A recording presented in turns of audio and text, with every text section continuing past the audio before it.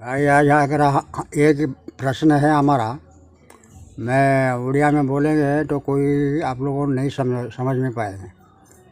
तो अगर फेसबुक इसको ट्रांसलेट कर देगा भाषा, तो इसको सब कोई पूरे जितना है भारत में जितना स्टेट है सब कोई समझ सकेगा।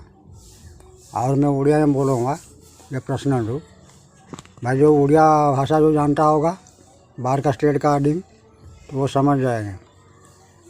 प्रश्न ये हुआ, तो बोलने से पहले मैं आप लोगों को समझा देता हूँ। सुनने में थोड़ा ख़राब लगेगा लेकिन समझने से बहुत अच्छा है।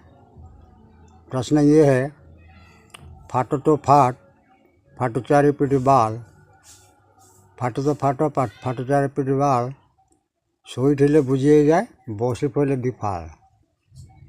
भाई ये प्रश्नर उत्तर जे देव मो तरफ